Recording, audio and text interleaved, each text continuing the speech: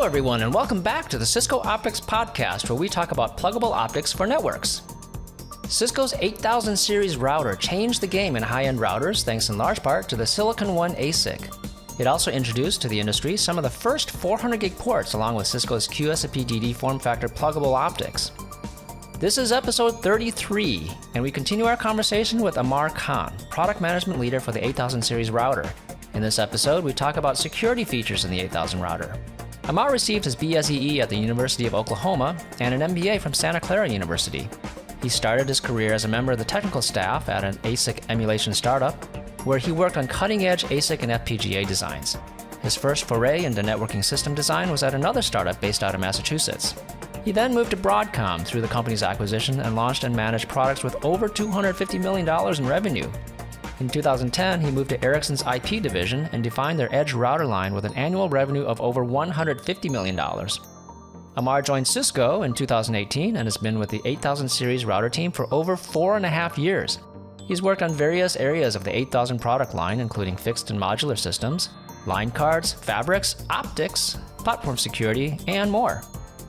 If you haven't already, please subscribe to this podcast. On Apple Podcast, you would click the plus button at the top now.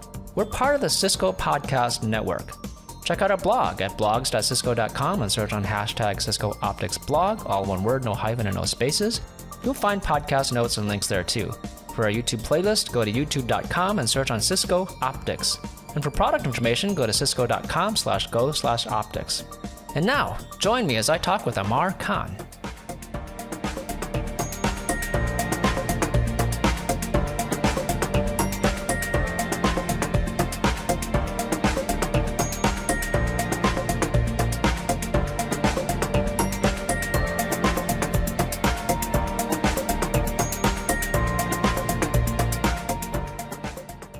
Hey, so going back to this this idea that the bar is being raised, you mentioned like all this redundancy is valued now. Mm-hmm. Is it the same players that are just upping the bar, or are there more customers now kind of jumping on the bandwagon of requiring more reliable networks? I think we have really brilliant, smart customers, both in the web and as SP. And I think the amount of they've always been very careful, very deliberate in terms of all the selection of hardware and everything else, and working with us. So they are more demanding now. They've always been demanding, but the scrutiny is more because of all these different optics that are coming out, 400 gig and everything else, and we just have to be we just have to address their concerns, because at the end of the day, these are our customers, right? And we want to make sure that if our customers are asking for something, we deliver. And like I said, it's not a Cisco selling session, but our customers' feedback has been, and we obviously solicit feedback, but they are very good at providing us good feedback. And we've made some, we have introduced some features in our products, and I'm sure in optics as well, based on our customer feedback. There are so many of them. Oh, are there any examples you're at liberty to yes, of course. describe? Yes. I'll give you one example, which to me is just true innovation, is standard-based security features that we have introduced in 8000 that our customers, obviously networks are expanding, right? So a network is an attack surface. So, it's prone to cyber attacks. So because networks are expanding, and one of the concerns that customers have, and to me, it's very reasonable. And I think this should have happened earlier. And Cisco has done it, by the way, with all our products. And that is establishing identity of hardware, and then be able to secure the supply chain so that there is no hardware breach. Be able to establish, like I said, identity of hardware, and then have mechanism in the box so that you protect against or do something like what we call secure JTAG. It's very common I haven't done it, but I know that some folks I know they've done it. That JTAG ports are used for testing, right? So you leave the JTAG ports alone, and then they leave them. Sorry. What is a JTAG port? It's a port that is used to do board level testing, right? So that there are no issues at the board level, and make sure that all the board is laid out So properly in it's the just for component. like a utility purpose? It is part of your design process, the Oh, JTAG port, right? And what it really stands for is, you know, uh, joint test actions something. I think it's joint test action group is what they called it. okay. So it's an industry standard to verify printed circuit board designs, right? So you have a printed circuit board Hmm. with components on Okay. it, and you have a JTAG port, and it connects to all the components, and it sends a bit stream, and then it receives it back to make sure everything is laid out properly. You don't have any, on the lines that you have laid out. You don't have something that is broken, or it is Hmm. from design automation world. So I'm familiar with it because I use these components when I used to do board design. Okay. So that is, and one drawback with that. So there is a port, and you need a JTAG equipment to be able Hmm. to send the bit stream and receive it and look at it, and then make some intelligent decisions based on what you have received.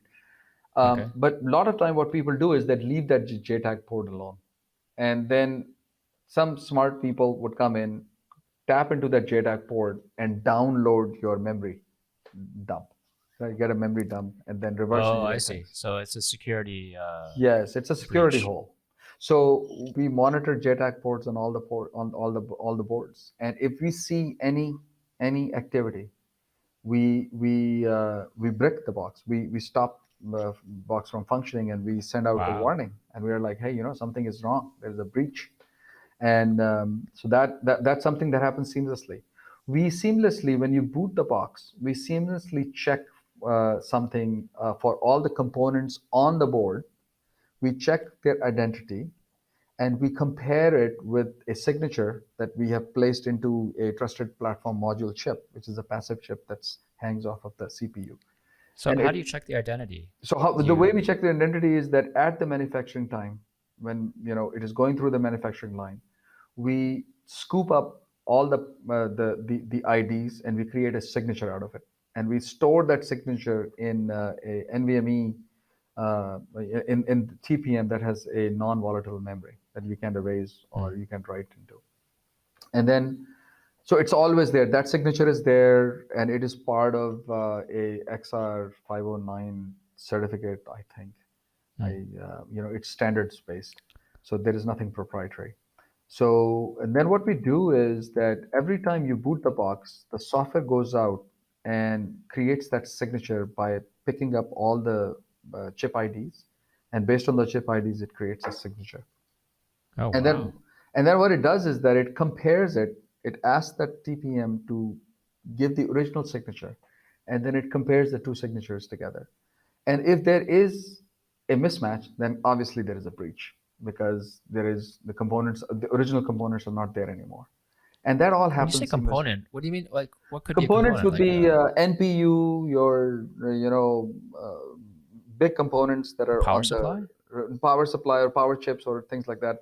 Okay. Major components, I would call it, not the resistors and things like that, or But capacitors. some modularized Right. That is hardware. correct. Okay. And so it checks for the signature. I mean, and if there is a breach, then it'll just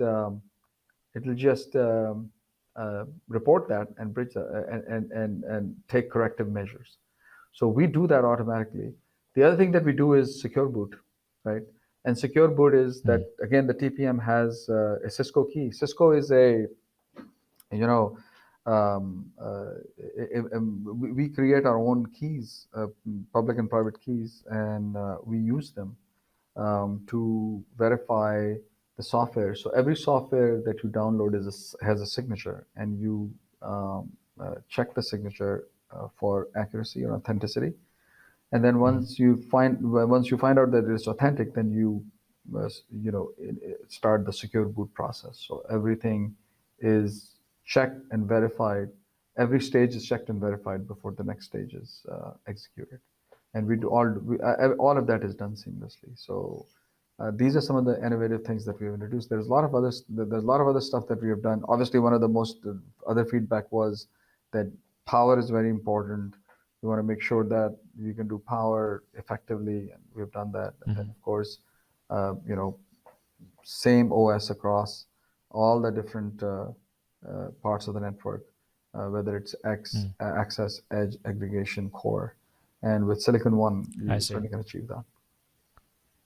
So it's not surprising to me that the first couple examples you gave are security based, because that seems to be a huge priority. It totally is, and I think security is going to play a major role as we move forward.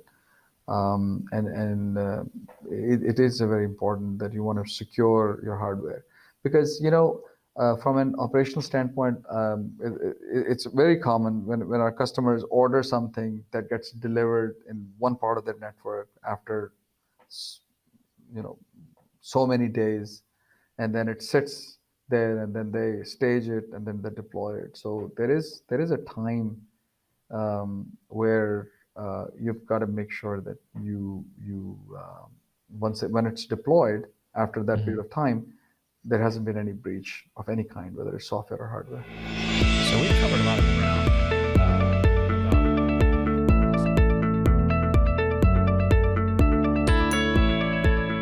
That was the fifth part of my conversation with Amar Khan. Next time, we'll get into the future of optics and routing. Subscribe to this podcast, and we'd really appreciate you helping to get the word out. Share this with friends and colleagues that come to mind when you think of network technology and optics, and leave a review on Apple Podcast. We're also on all the other major podcast platforms. You may see the Cisco Podcast Network come up when you search for Cisco Optics Podcast. That's where we live, and you can find other great podcasts there too. Also, check out the Cisco Optics blogs at blogs.cisco.com and search on hashtag Cisco Optics blog, no spaces and no hyphens. We also have educational videos on YouTube. Just go to youtube.com and search on Cisco Optics. Thank you for listening. This is Pat Chow, Product Manager at Cisco Optics. The next episode is the sixth and final part of my conversation with Amar Khan. Until next time.